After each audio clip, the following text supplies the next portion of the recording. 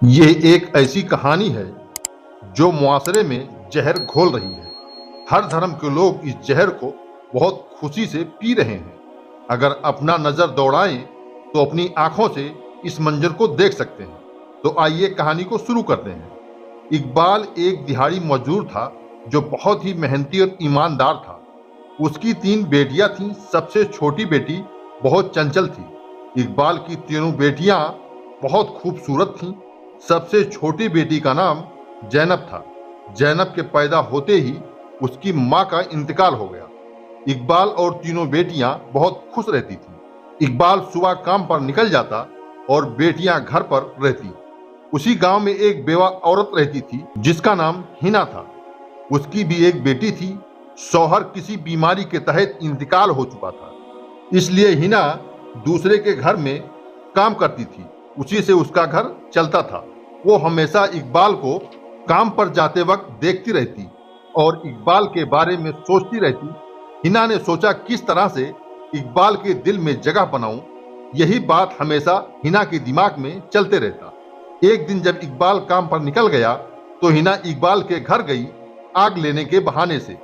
इकबाल की छोटी बेटी जैनब आग देने से मना कर दी, मगर बड़ी बहनों ने आग दे दिया और जैनब को समझाने लगी, हिना गरीब है, बेवा है, इसको कुछ भी मांगने आए तो दे दिया करो, मना मत किया करो। अब हिना इकबाल के घर कोई न कोई सामान लेने के बहाने आने लगी, मगर जब इकबाल घर पर नहीं रहता तभी हिना आ जाती। मगर जैनब को हिना का आना पसंद नहीं था। वो हमेशा अपनी बड़ी बहनों से कहती, ये औरत किसी न किसी दिन हम लोगों के लिए बड़ी मुसीबत बन जाएगी, मगर उसकी बहनें उसको समझा देती। हिना ने सोचा अब अपना चाल चलना शुरू करूं। एक दिन जब आग लेने गई तो मौका देखकर इकबाल के खाने में राख डाल दी और चली गई। जब दोपहर में इकबाल खाना खाने आया तो उस खाने में राख देखा, मगर चुप था।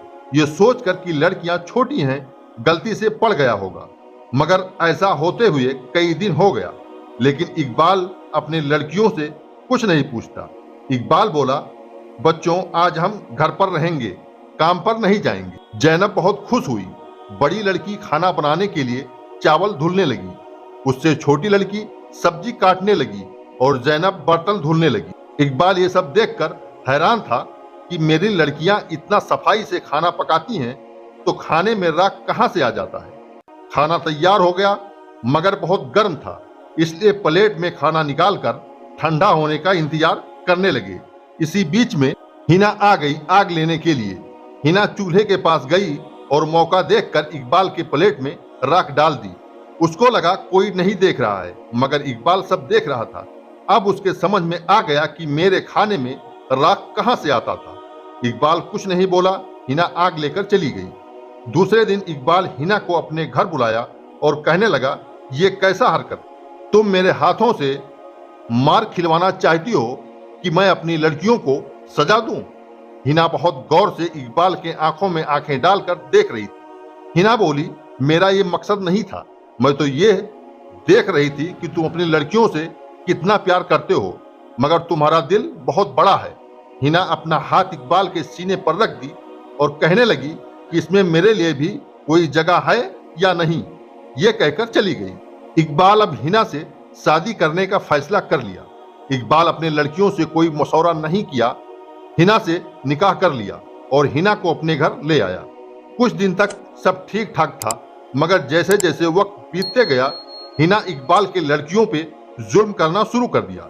हिना अपनी लड़की से कोई काम नहीं करवाती, मगर इकबाल के लड़कियों से घर का सारा काम करवाती और पेट भर खाना भी नहीं देती थी। मगर इकबाल की लड़कियों ने कोई शिकायत नहीं की, चुपचाप सब सहती रहती। एक दिन रात को इकबाल जैनब से पूछने लगा, बेटी एक बात बताओ, तुम्हारी नई माँ आपको तकलीफ तो नहीं देती है? मगर जैनब ने कोई जवाब नहीं दिया और तीनों बहनों को हिना ने खाना ही नहीं दिया। वो लड़कियां भूखे चुपचाप सो गईं। सुबह हुआ, वो दोनों बड़ी बहनें बाहर चबूतरे पर बैठी थीं। जैनब आई और कहने लगी, चलो आज हम सब लोग जंगल का सैर करके आते हैं। तीनों बहनें साथ में जंगल की तरफ चली गईं। जंगल में पहुंचकर एक दरख्त के नीचे बैठकर अपनी माँ को याद करके रोने लगी और अल्लाह ताला से दुआएं करती कि या मेरे रब, तू सब देखता है।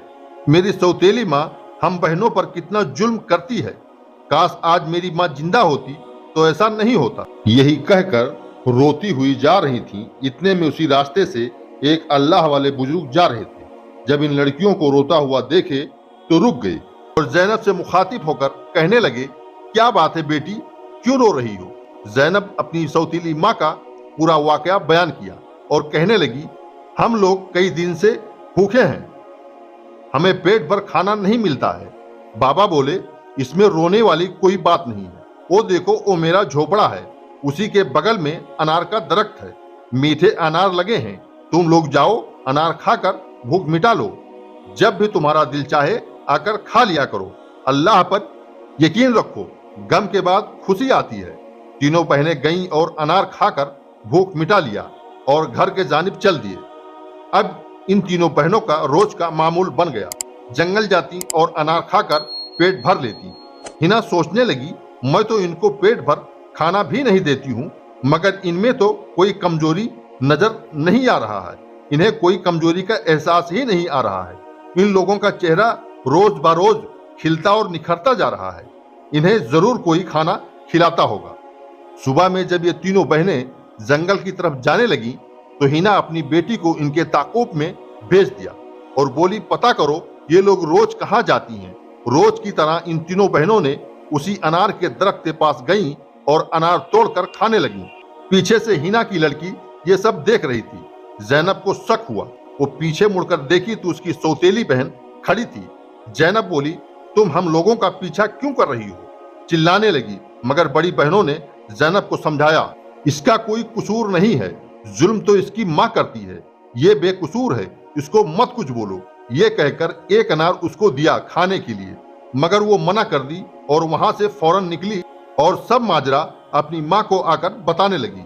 हिना समझ गई ये लोग क्यों नहीं कमजोर हो रही हैं। अब इकबाल का काम से आने का समय हो गया था। हिना एक चादर ओढ़कर लेट गई और जोर जोर से रोने लगी। इकबाल जब घर आया और हिना का ये हालात देखा तो बहुत परेशान हुआ। बोला, हिना क्या बात है? मैं सुबह जब काम पर गया था तो तुम ठीक थी, क्या हुआ? हिना बोली, सर में बहुत दर्द है, सर फटा जा रहा है। इकबाल घबराया और कहने लगा, आप थोड़ा इंतजार करो, मैं दवा लेकर आता हूँ। मगर हिना बोली, मेरा सर दर्द दवा से नहीं जाएगा, मैं जानती हूँ। इकबाल बोला, तब कैसे ठीक होगा? तुम बोलो, मैं वो हर चीज लाने को तैयार हूँ जिससे तुम ठीक हो जाओ। हिना बोली, जंगल में एक अनार का दरख्त है, उस दरख्त को जड़ से उखाड़ दो और उसके जड़ का लेप बनाकर मेरे सर पे लगाओ, तभी मेरा सर दर्द ठीक होगा। इकबाल फौरन कुछ आदमियों को पैसे देकर साथ में लेके गया। उस अनार के दरख्त को उखड़वा दिया और उसके जड़ का लेप बनाकर हिना के माथे पर लगा दिया। कुछ ही पल में हिना ठीक हो गई। कहने लगी, इकबाल, मेरा सर दर्द ठीक हो गया है, अब मैं आराम महसूस कर रही हूँ। सुबह में जब ये तीनों बहनें जंगल गईं तो देखी कि अनार का दरख्त किसी ने काट दिया है। तो तीनों बहनें बहुत परेशान हुई और कहने लगी, अब जो पेट भरने का इंतजाम अल्लाह ताला ने किया था वो भी खत्म हो गया, अब तो हम लोगों को भूखे रहना पड़ेगा। ये कहकर रोने लगी। इतने में अल्लाह वाले बुजुर्ग आ गए और कहने लगे कि ऐ बेटियों, अल्लाह की जात से कभी नाउम्मीद नहीं होना चाहिए। अल्लाह ताला एक दरवाजा बंद करता है तो दूसरा खोल देता है। तुम लोग मायूस ना हो, मैं दूसरा इंतजाम करता हूँ।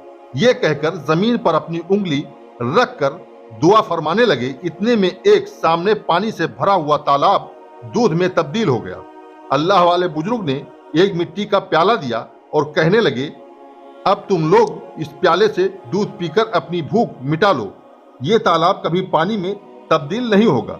जब भी तुम लोगों को भूख लगे यहीं पर आ जाया करो और अपनी भूख मिटा लिया करो। ये तीनों बहनों ने दूध पीकर वहां से घर के जानिब तेज कदमों से चलने लगी, क्योंकि इकबाल का घर आने का वक्त हो चुका था। हिना इन तीनों बहनों को कभी खाना देती कभी नहीं देती, मगर घर का सारा काम करवाती। ऐसे ही कई दिन गुजर गए, मगर इन तीनों बहनों को कोई कमजोरी नहीं दिखाई दिया। अब हिना और परेशान रहने लगी। एक अनार का दरख्त था जिसे ये लोग अपना भूख मिटाते थे, मगर ये लोग अब क्या खा रहे हैं, यही सोचकर परेशान रहती। इकबाल हिना से परेशान होने का सबब पूछा। मगर बहाना करके टाल देती। एक दिन जब ये तीनों बहनें जंगल की तरफ जाने लगी, तभी हिना ने अपनी लड़की को इनके ताकुब में लगा दिया और कहने लगी, होशियार रहना, देखना अपना भूख क्या खाकर मिटा रहे हैं। ये तीनों बहनें उसी दूध वाले तालाब पर पहुंच गईं और प्याले से दूध पीने लगीं। तभी जैनब पीछे मुड़कर देखने लगी, तभी छुपी हुई उसकी सौतेली बहन वहां दिखाई दी। जैनब ने जाकर उसको पकड़ लिया और चिल्लाने लगी, मगर उसकी बड़ी बहनों ने जैनब को समझाया और कहने लगी, इसका कोई कसूर नहीं है, ये बेकसूर है, कसूरवार तो इसकी माँ है।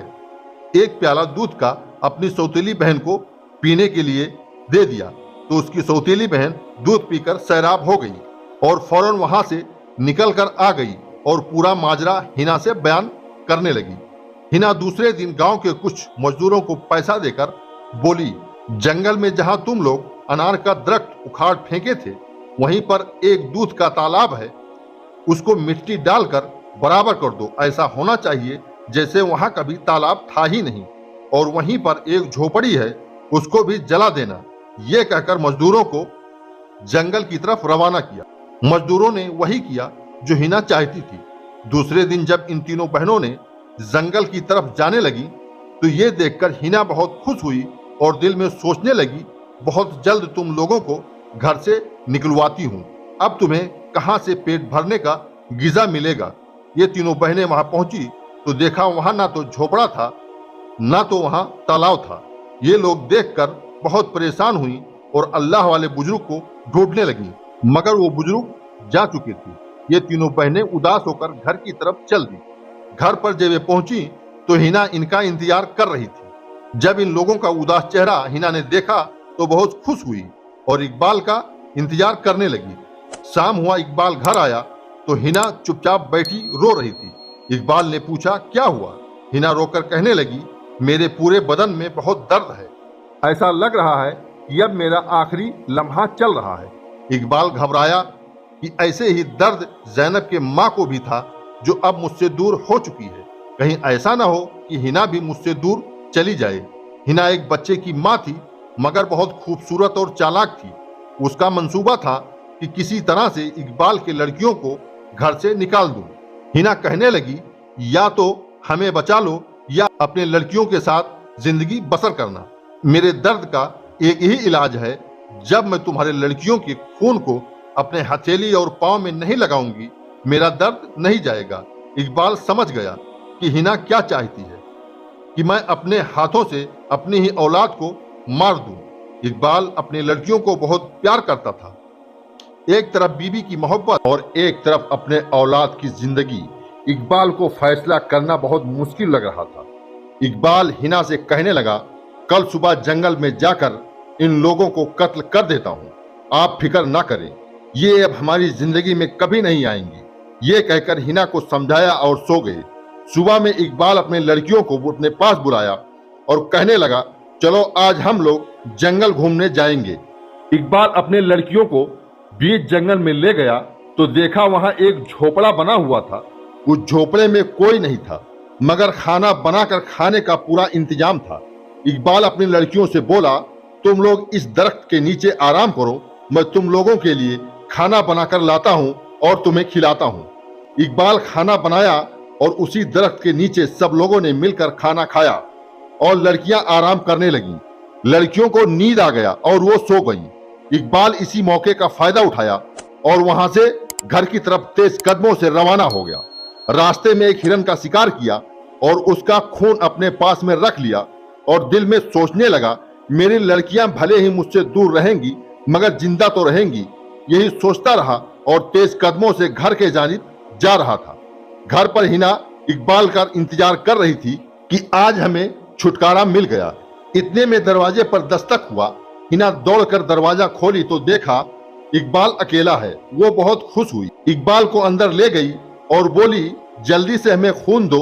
इकबाल हिरन का खून जो अपने पास में रखा था निकालकर हिना के हाथों में दे दिया। हिना फौरन उस खून को अपने हाथ में और अपने पांव में लगाने लगी और बोली, अब मैं जल्दी सेहतयाब हो जाऊंगी।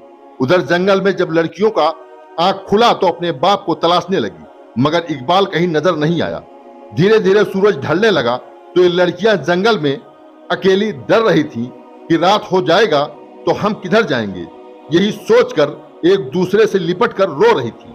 इसी जंगल में 3 दोस्त शिकार करने आए थे और तेज कदमों से जा रहे थे, क्योंकि अंधेरा होने से पहले जंगल से निकलना था।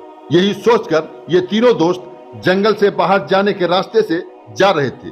उसी रास्ते में एक यूसुफ नाम का लड़का, उसके कानों में रोने की आवाज आई तो वो रुक गया। अपने दोस्तों से कहने लगा, हमें किसी के रोने की आवाज आ रही है, तुम लोग गौर से सुनो, कहीं ये हमारा वहम तो नहीं है। मगर सब लोगों को रोने की आवाज साफ सुनाई दिया। ये तीनों दोस्त उसी तरफ जाने लगे जिधर से रोने की आवाज आ रही थी। आखिर में ये लोग वहां पहुंच गए जहां पर वो तीनों लड़कियां रो रही थी। यूसुफ करीब गया और पूछने लगा, तुम लोग कौन हो और यहाँ बीच जंगल में बैठकर क्यों रो रही हो? माजरा क्या है? ज़ैनब की बड़ी बहन ने पूरा वाकया बयान किया। यूसुफ और उसके दोस्त नौजवान और खूबसूरत थे, किसी शहजादे से कम नहीं थे, मगर ये तीनों लड़कियां भी खूबसूरत सी शहजादी लग रही थी। ये तीनों दोस्त एक साथ रहते थे। इनके भी माँ बाप नहीं थे। गांव की एक बुढ़िया खाला ने इनको पाला था। यूसुफ अपने दोस्तों से कहने लगा, क्यों ना हम इन लड़कियों से शादी कर लें, एक ना एक दिन तो करना है। हमें भी घर चलाने वाली बीबी मिल जाएगी और इनको भी सर पर छत मिल जाएगा। तीनों दोस्त राजी हो गए। अपने साथ इन तीनों लड़कियों को भी घर लेकर गए और खाला को पूरा माजरा समझाए। सुबह हुआ, खाला ने काजी को बुलाकर तीनों का निकाह करवा दिया, क्योंकि खाला बूढ़ी हो गई थी, नजरें कमजोर हो गई थी, उनको भी सहारा मिल गया। तीनों बहनें खुशी से अपनी जिंदगी बसर करने लगी। उधर हिना का तबीयत खराब रहने लगा, वो किसी बीमारी का शिकार हो गई। हिना अपने लड़की का शादी कर चुकी थी। अब घर में सिर्फ हिना और इकबाल बचे थे। इकबाल भी बूढ़ा हो गया था और बीमार रहने लगा था। अब पहले जैसा उससे काम नहीं हो पा रहा था। एक दिन हिना का तबीयत बहुत खराब हुआ और वो इंतकाल कर गई। इकबाल अब घर में अकेला था। अब इकबाल को अपने लड़कियों का बहुत याद आ रहा था। अगर किसी इंसान को मिली होंगी तो ठीक है, नहीं तो जंगल में किसी जानवर ने अपना खुराक बना लिया होगा। यही सोच रहा था। एक दिन अपने लड़कियों को ढूंढने का फैसला किया और जंगल की तरफ निकल गया और वहां पहुंचा जहां पर छोड़कर आया था, मगर वहां पर अब कोई झोपड़ा नहीं था। इकबाल जंगल में उसी तरफ निकला जिधर यूसुफ का गांव था। इकबाल उसी गांव में पहुंच गया जिस गांव में इकबाल की लड़कियां थीं। इकबाल चल चल कर थक चुका था और बहुत कमजोर हो गया था और यूसुफ के घर के सामने बेहोश होकर गिर गया। इतने में कुछ लोग वहां पहुंचकर इकबाल को उठाया और चेहरे पर पानी मारने लगे। इकबाल को होश आया। यूसुफ पूछने लगा, आप कौन हैं और कहां जा रहे हैं? इकबाल की आंखों में आंसू था। जो 30 साल पहले बहना था वो आंसू अब बह रहे थे। इकबाल कहने लगा, मैं बहुत बदनसीब बाप हूं, अपने 3 बेटियों का कातिल हूं। अब मेरी बेटियां क्या मालूम कहां हैं, मैं उन्हीं को ढूंढ रहा हूं। इतने में यूसुफ के दोस्त भी आ गए। यूसुफ और उसके दोस्त कहने लगे, बाबा हमें पूरा मामला तफसील से बताएं, हो सकता है हम लोग आपके लड़कियों को ढूंढने में मदद कर सकूं। इकबाल पूरा माजरा बयान किया। अंदर इकबाल की लड़कियां सब सुन रही थीं। लड़कियां अंदर जारो कतार रोने लगी। यूसुफ और उसके दोस्त समझ चुके थे कि इनकी लड़कियां हमारी बीबी ही हैं जिनको ये तलाश कर रहे हैं। अंदर ये तीनों लड़कियां बाप की जुदाई को अब और बर्दाश्त नहीं कर सकी और बाहर आकर बाप से लिपटकर रोने लगी। अब इकबाल और तीनों लड़कियां और यूसुफ के दोस्त सभी लोग खुशी से जिंदगी बसर करने लगे। दोस्तों, इस कहानी से हमें यह नसीहत मिलता है कि हमें अपनी जवानी में किया हुआ गलत फैसले का पछतावा बुढ़ापे में होता है। और जो लड़कियों को हकीर समझते हैं, जब उनका लड़का उन पर जुल्म करता है, घर से निकालता है, तब ये लड़कियां आगे बढ़कर बाप को थाम लेती हैं। और जो लोग दूसरी शादी करके पहली औरत की औलाद को बोझ समझते हैं, वो अपनी जिंदगी खुद बर्बाद करते हैं। दोस्तों, ये कहानी आपको कैसा लगा कमेंट करके हमें जरूर बताएं। दोस्तों, वीडियो पसंद आने की सूरत में वीडियो को लाइक करें, चैनल पर नए हैं तो चैनल को सब्सक्राइब करें और अपने दोस्तों रिश्तेदारों में शेयर करें। ऐसे ही मजीद वाकया सुनने के लिए बेल आइकन बटन को जरूर प्रेस करें। अब हम मिलेंगे एक दूसरे दिलचस्प वाकया के साथ। जब तक के लिए अल्लाह हाफिज।